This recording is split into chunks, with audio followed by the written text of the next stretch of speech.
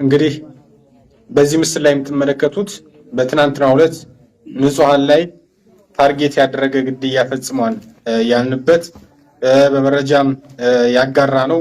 የአብይ አህመድ አገዛዝ ማህበረሰባችን በእንደዚህ አይነት መልኩ እያጠፋ ያለበት መሆኑን መግለጻችን ይታወሳል። የዚህ ሁሉ ድምር ውጤት ማህበረሰቡን በአንድም በሌላ መንገድ መግደል፣ መጨፍጨፍ ስራዬ ብሎ የያዘው እንደሆነ ነው በግልጽ የሚያሳየው። ትናንት ህዳር 12 ቀን 2017 ዓ.ም ማምሻውን መነሻውን ከወልዲያ ከተማ አላሙዲ ስቴዲየም እና ማረም አቀነባበሪያ ያደረገ ማህበረሰብን ታርጌት ያደረገ የመድፍና የቢኤም ድብደባ ከመርሳ ከተማ በምዕራብ በኩል የምትገኘው መርጦ ከተማ ህዝብ ላይ መፈጸሙን መናገራችን ይታወሳል። እንግዲህ በቢኤም እና በመድፍ ሲተኮስበት ያደረው ማህበረሰብ ቤቱ በእንደዚህ አይነት መልኩ ወድሟል። ንጹሃን ጉዳት ደርሶባቸዋል። ሀብትና ንብረቶች ወድመዋል። በእንደዚህ አይነት መልኩ የአብይ አህመድ አገዛዝ ከፍተኛ የአማራውን ህዝብ ለአንዴና ለመጨረሻ ጊዜ ለማጥፋት በእንደዚህ አይነት መልኩ ከፍተኛ ውድመት እያደረሰ ይገኛል። ከዛ ጎን ለጎን ደግሞ ጽንፈኛው ፋኖ እንግዲህ የኦሮሚያ ክልል መንግስት ኮሚኒኬሽን ኃላፊ ሆነው እንግዲህ የኦሮሚያ ክልል መንግስት ኮሚኒኬሽን ኃላፊ ሆነው ወደ ኋላ ስሙን ይዤ እመጣለሁ። እሱ ግለሰብ እንደዚሁ በተመሳሳይ ከፍተኛ ኪሳራና በደል ለማድረስ ጽንፈኛው ፋኖ ይሄን አደረሰ ሲል ውሏል። ነገር ግን እነሱ በጀት የመደቡለት እነሱ እያስታጠቁ የሚላኩት ከጦላይ በግፍ አስገብተው ወደዚህ የሚልኩት ኃይል አማራውን በጥላቻ አማራን አጥፋ ተብሎ እየተላከ ያለው ኃይል በእንደዚህ አይነት መልኩ ውድመት እያደረሰ ይገኛል። እንግዲህ በዚህ በጥቃቱ ከ15 በላይ ቅሙላ በመሀል ከተማ ህዝብ በሚሰበሰብበት ሻይ ቤቶችና መኖሪያ ቤቶች ላይ ያረፈ እንደሆነ በትናንትናው ዕለት መግለጻችን ይታወሳል። በምስሉ ላይ እንደምታዩትም በርካታ ቤቶች እንደወደሙ በእንደዚህ አይነት መልኩም ጥቃት እንዳደረሰ እንግዲህ ንጹሃንም ሳይቀር መሞታቸውን መግለጻችን ይታወሳል። በከባድ ሁኔታ በዚህ ቁስለኛ ሆኑ ሰዎችም እንዳሉ ታውቋል። ወደ ወልዲያ ሆስፒታል እንኳን ገብተው እንዳይታከሙ ክልክላ እየፈጸመ እንዳለ ለጣቢያችን የሚደርሱ መረጃዎች ያመላክታሉና የአብይ አህመድ አገዛዝ በተጨባጭ ስርዓቱ የአማራ ህዝብን ለማጥፋት ሌት ተቀን እየለፋ ያለ አገዛዝ መሆኑን በማወቅ የአማራ ህዝብ ደግሞ የሚደርስበትን በደልና ግፍ በአጭር ለማስቆም ግፉ ከዚህ የበዛ እንዳይሆን የማድረግ የትውልዱ ኃላፊነት ነው። ተደጋጋሚ እናገረዋለን። ዛሬ የመርጦ ላይ ተፈጽሟል። ባለፈው ሳምንት ቃሊም ላይ ተፈጽሟል። ነገ መርሳ ላይ ይፈጸማል። ነገ ሀይቅ ላይ ይፈጸማል። ነገ ውጫሌ ላይ ይፈጸማል። እንደወሎ እንኳን እዛው አካባቢ ላይ እንዳየን የመስቀል ዶሮ በእንቁጣጣሽ ዶሮ ትስቃለች የሆነ ነው። በተጨባጭ በሁሉም ቦታ ላይ ያለው በየተራም በቤም በመድፍ በጥይት በክላሽ በዙ 23 ሊያጠፋን የተነሳ አገዛዝ ነው። ስለዚህ እንደ ህዝብ እንጥፋ ወይስ ደግሞ እንደ ህዝብ ተነስተን እናሸንፈው? ህይወታችንን እናስቀጥል፣ ህልውናችንን እናስቀጥል፣ አማራነታችንን እናስቀጥል። አሁን ይሄን እንግዲህ ምን ሊለን ነው ማለት ይሄ በመድፍ ካልሆነ ይሄ በቢኤም ካልሆነ በስተቀር በሌላ ሊሆን አይችልም። ማለት በጥይት ፋኖ የታጠቀው ክላሽ ነው። አገዛዙ በተጨባጭ እንደዚህ አይነቶችን ቪዲዮዎች ይሰበስብና መጨረሻ ላይ ምን አድርጎ ይመጣል? ለፕሮፓጋንዳ ፋኖ ያወደመው ብሎ ይዞ ይመጣል። ፋኖ መድፍ አልታጠቀ፣ ፋኖ ቢኤም አልታጠቀ፣ ምኑን ከምን እንደሚያገናኘው የምናውቀው ነገር የለም። ሰብስቦ ለማሳየት ሙከራ የሚያደርገውን ማህበረሰብ የናቀበት መሆኑን በትክክል እያየንበት ያለን ሁነት ነው ያለው። ከዚህ በፊት ደቡብ ጎንደር ተብሎ በሚጠራው አካባቢ አጎና የምትባልን ከተማ ሙሉ ለሙሉ አውድሟል። ዛሬ ትናንት መርጦ ላይ የደረሰው ግፍና በደል ከሌሎቹ ከተሞች የቀጠለ ነው፣ የተለየ አይደለም። መስከረም ላይ የታረደችው ዶሮ በተመሳሳይ መስቀል ላይ እንደታረደችው ዶሮ ነው እየሆነ ያለው። ትልቅ ከተማ ላይ ነው እንግዲህ በእነዚህ አይነት ውድመት እየደረሰ ያለው። እንዳልካቸው ምርጫው አሁን እንጥፋ ወይስ እንዳን? በጋራ እንታገል ወይስ ደግሞ በተናጠል እየታገል እንጥፋ ነው? የአማራ ትግል የህልውና ነው ካል በህልውና ትግል ውስጥ ወይ በደም ደግሞ ትግላችን ያልተረዳለ ማለት ነው፣ ወይም ደግሞ እኛ የማስረዳት ችግር አለብን ማለት ነው። ከዛ አለፍ ብሎ ካየነው ደግሞ የምንናገረው የተለያየ ቋንቋ ነው ማለት ነው። ሰው የሚያዳምጠው አማርኛ ቋንቋ ነው አይደል? በኢትዮጵያ ውስጥ በተለይም ደግሞ አማራው ሌላ የሚናገረው ቋንቋ አማርኛ ነው። እኛ የምንናገረው አማርኛ ወይም ደግሞ ቋንቋችን ደረብላልቋም ማለት ነው እንደ ባቢሎን ህዝብ። ከዛ ውጭ የሚደርሰው በደል የሚደርሰው ግፍ ማንገፈግፈው ማንገሸግሸው እየጠፋን እኮ ነው። ትናንት ቃሌም ላይ 50 ጥሎ ነበር ብለን የተናገርነው ይሄም የተጣለው ማቀነባበሪያው ላይ ተኩኖ ነው። ዛሬም መርጦና ዛሬም ትናንትና ዛሬም መርጦ ላይ የተወረወረው እዛው ማቀነባበሪያና አላሙዲ ስቴዲየም ተብሎ የሚጠራው ካምፕ ላይ ነው። ወልዲያ ካምፕ ላይ የተሰበሰበው የመከላከያ ሰራዊት ከወልዲያ ህዝብ ይበልጣል ወይ ነው ቁርጠኝነት ካልሆነ በስተቀር።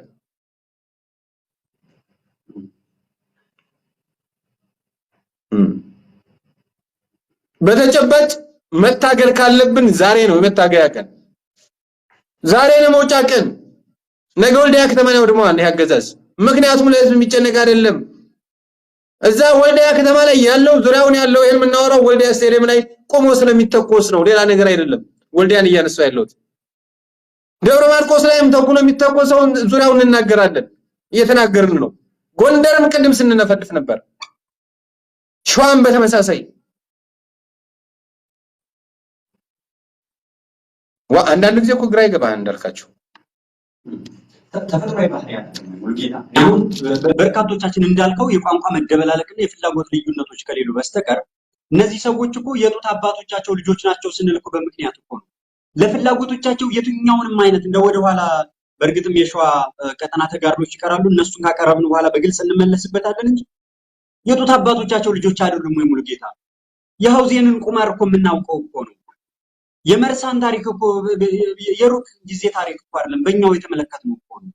የሆነውን በቁማር መጨፍጨፍን፣ መግደልን፣ ለፖለቲካ ፍላጎት ማውደምን አድርጎ ገድሎ አላየውም ማለት ነው። በእኛው በበርካታ ስፍራ ተመልክተናል።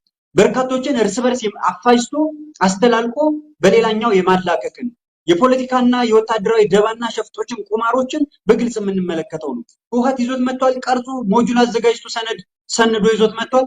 ዛሬ ከዛ በከፋ ሁኔታ ለተግባራዊነቱ ለኢትዮጵያ ፍርሰት እነዚህ ሰዎች በግልጽ እየተመለከትን ነው የምንገኘው። ህዝብ እንደ ህዝብ ተነስቶ ህዝብን እንዲያጠፋ እኮ ጥሪ ሲደረግ እኮ ባሉባልታና በሹክሹክታ አይደለም ሙሉጌታ፣ ፓርላማ ላይ ቁጭ ተብሎ ነው። በሀገሪቱ ከፍተኛ ባለስልጣናት ናቸው በሚባሉ ሰዎች እልቂትና ደም መፋሰስ በፓርላማ ደረጃ ጥሪ የሚቀርብበት ህዝብ እኮ ነው የአማራ ህዝብ። እንደ ህዝብ ተነስተ ህዝብን ብላ ጠቅላይ ሚኒስትር ተነካ ብለ የመጣ ህዝብ ቴንኪው ተብሎ እኮ ለአጥፊዎች ምስጋና የሚቀርብበት እኮ ሀገር ቢኖር እኮ ኢትዮጵያና የኢትዮጵያ ህዝብ እኮ ነው። እንዳልከው የቋንቋ መደበላለቅ ካልገጠመንና እንግዲህ ወይ ደግሞ ፖለቲካውን ረስተነው በሌላ መንፈስ አዚም ገባብን ብለን ካልወራን በስተቀር እንዴት አድርገህ ልታስረዳው እውነት አለ ሙሉጌታ? ከዚህ በላይ ይሄንን በየትኛው አመክንዮሽ ምን አድርገን እውነት እናድርግለን? ወይ ሰው እንዲገባው በምን መልኩ እንግለጥ? የንጹሃን መኖሪያ መንደር በዚህ መልኩ ወደመ፣ በከባድ መሳሪያ ድብደባ፣ መድፍ፣ ታንክ 107 108 ምናምን በሚባሉ ተወንጫፊ ከባድ መሳሪያዎች እንዲወደመ። መቼም በዲሽቃና በክላሽ ተዋግተውበት እንደዚህ አልሆነም የፋኖ ኃይሎች። ከዚህ በላይ የህልውና ስጋቱን እንዴት ነው ሊያይ የሚችለው ህዝብ? ይሄን የተመለከተ ሰው ምን ይዞት ከጀርባው ነገንስ የቱን ያህል በድንዛዜና ድባቴ ውስጥ ቢሆን የዚህን ስርዓት ክፋትና ጥፋት ተረድቶ ለህልውና ትግል መነሳት ይከበደዋል።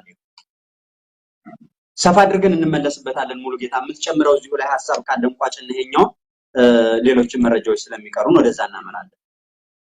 ተግባራት ፈጽሞ የሚያወግዙትና የሚቃረኑት ተግባር መሆኑን ጠቅሶ ለሟች ቤተሰቦች መጽናናትን ለሟችም እንደዚሁ የተመኘበት መልእክት አስተላልፏል። ፋኖ አርበኛ አበበ ሙላቱ የአማራ ፋኖ ሸዋ ጠቅላይ ግዛት እዝ የህዝብ ግንኙነት ኃላፊ ነው። እሱን ሙሉ መልእክቱንና ቃሉን ሰምተነው እንድንመለስ ምስጋናው ለተመልካቾቻችን ጋብዘን። እጅግ አድርጌ አመሰግናለሁ። የአማራ ፋኖ ሸዋ ጠቅላይ ግዛት እዝ የህዝብ ግንኙነት ኃላፊ ፋኖ አበበ ሙላቱ ስለተገናኘን ደስ ብሎኛል። እንደዚሁ የአማራ ትግል በተለይ በእናንተም በአማራ ፋኖ ሸዋ ጠቅላይ ግዛት እዝ በኩል ከፍተኛ ተጋድሎ እየተደረገበት በርካታ ድሎች እየተመዘገቡ ነው የሚገኙ። አሁን ላይ በበርካታ አካባቢዎች እነዚህ መሰል ስራዎች ሲሰሩ፣ እነዚህ መሰል ወታደራዊና ፖለቲካዊ ትግሎች እየተጠናከሩና ያገዛዙ ኃይል በገባባቸው አካባቢዎች ሁሉ በከፍተኛ ሁኔታ እየተዳከመ ሲመጣ ከፍተኛ የሆኑ ህዝባዊ መተላለቅን የሚፈጥሩ በርካታ ፖለቲካዊና ወታደራዊ ደባና ሸፍጦችን እየሰራ ነው በህዝቡ ውስጥ የሚገኘው።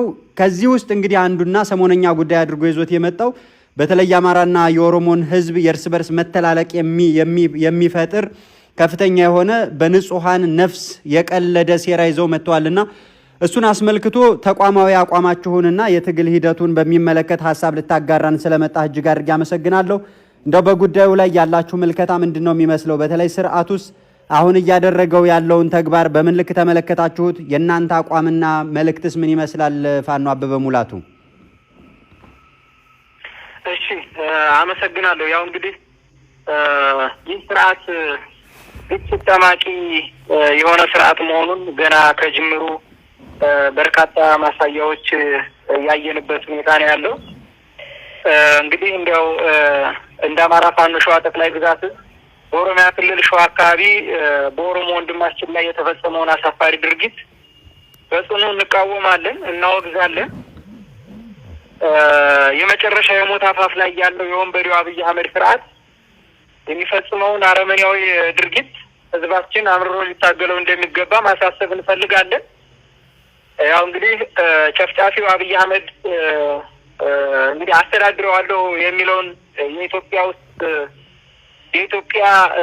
ውስጥ ህዝብ እንዳጠቃላይ ሲፈልገው በተቀናጀ መልኩ ህዝቡን ይጨፈጭፋል። በተመሳሳይ ሰዓት ያርዳል፣ ይገድላል፣ ያፈናቅላል። ሲፈልግ ደግሞ በተለያየ ጊዜ በፈረቃ እንዲሁም በጅምላ ጄኖሳይድ እየፈጸመ ቀጥሎበት ይገኛል ማለት ነው። ይህ ስርዓት በአጭር ጊዜ ውስጥ ቀበቶ አስፈታለሁ ብሎ የጀመረውን ጦርነት ማሸነፍ እንዲሁም መቋቋም ሲያቅተው አንደኛውን ከሌላኛው እየተገዳደለ እንዲኖር ይህንን አይነት አካሄድ ለማስቀጠል ቅስቀሳ ሲያደርግ ንጹሃንን ሲጨፈጭፍና የሰው ልጅን ያክል ታላቅ ፍጥረት በእሳት ጭምር ከነነፍሳቸው ሲያቃጥልና ሲያስተቃይ አጠቃላይ ለዓለም አቀፍ ማህበረሰቡ ያሳየበት ሁኔታ ነው ያለ። ይህ ስርዓት እንግዲህ አረመኔ መሆኑን የዓለም አቀፍ ማህበረሰብ በዚህ ልክ ሲያየው ለማየትም ሲዘገንነው ለመስማትም ሲዘገንነው የቆየ ድርጊት ነው። እንግዲህ ከወንድም ኢትዮጵያውያን ጋር የታሪክ ባለቤት የሆነውን የአማራ ህዝብ ከሌሎች ኢትዮጵያውያን ጋር ደም ለማቃባትና በጥርጣሬ የጎሪጥ እንዲተያይ ለማድረግ የሚፈጽማቸው በሰው ልጅ ላይ የማይፈጸሙ ዘግናኝ ግፎች በቀጠሉበት በዚህ ወቅት በሸዋ ጠቅላይ ግዛት አዋሳኝ በኦሮሚያ ክልል አካባቢ በዚሁ በአብይ አህመድ አገዛዝ ስርዓት በዚህ ስርዓት መርነት ማለት ነው አሰቃቂ ግፍ ግድያዎች ተፈጽመዋል። እንደ አማራ ፋኖ ሸዋ ጠቅላይ ግዛት ይህንን ድርጊትም ፈጽሞ እንቃወማለን፣ እናወግዛለን። ይህንን መቃወምና ማውገዝ በየጊዜው መጨፍጨፍ አንገሽግሾት ለነጻነት ከወጣ ሰብአዊ ፍጡር ለነጻነት ከወጣ ታጋይ ብቻ ሳይሆን ምድራችን ላይ ካለ ከማንኛውም ሰብአዊ ፍጡር የሚጠበቅ መሆኑን እንደ አማራ ፋኖ ሸዋ ጠቅላይ ግዛት ልንገልጽ እንወዳለን። አገዛዙ ወደ ስልጣን ሲመጣ ጀምሮ የኢንጂነር ስመኘው በቀለንና የነ ጀነራል ሰዓረ መኮንን የሴራ ግድያ እንዲሁም የማይካድራና የቡራዩን ወዘተ ጭፍጨፋ ማስታወስ ይቻላል። ይህ እንግዲህ ሀገር ያወቀው ፀሐይ የሞቀው ነው። ስርዓቱ የማፊያና የወንበዴ ስብስብ ነው የምንለው በምክንያት ነው። ስርዓቱ መሰል ግድያዎችን በተለያዩ የሀገሪቱ ክፍል ፈጽሞታል። በአማራ ክልል አሰቃቂ ጅምላ ጭፍጨፋዎችን ሲያካሄድ በዓለም አቀፍ ጭምር እየተወገዘ ያለ የብልጽግናው አገዛዝ ይህ አልበቃ ብሎት ለሌላ እልቂት ሴራ እየጠመቀ ወንድም ከሆነው የኦሮሞ ህዝብ ጋር ህዝባችንን ለመነጠል በማሰብ ይህንን ነውረኛ ተግባር መፈጸሙን መጠራጠር አያስፈልግም። ይህንን የሥራ አካሄድ የሚጠራጠር ካለ ሞኝ ነው። ስርዓቱ ቀጣይም በተለያዩ የሀገሪቱ ክፍሎች ላይ መሰል የሴራ ግድያዎችና አፈናዎች ለመፈጸም እቅድ ይዞ እየተንቀሳቀሰ ስለሆነም ጥንቃቄ እንድታደርጉ ስንል የአማራ ፋኖ ሸዋ ጠቅላይ ግዛት ማሳሰቢያ ይሰጣል። ስለሆነም አንደኛ ዓለም አቀፍ ገለልተኛ አጣሪ ቡድን እንደ ተቋም ይህንን ነውረኛ ተግባር እንዲሁም አሰቃቂ የስርዓቱን ወንጀል እንዲመረምረው እንጠይቃለን። የሰብአዊ መብት ተቆርቋሪ ድርጅቶችም አስፈላጊውን ሁሉ እንድታደርጉ ጥሪ እናቀርባለን። ሁለተኛው በሀገሪቱ ያሉ ሌሎች የኢትዮጵያውያንም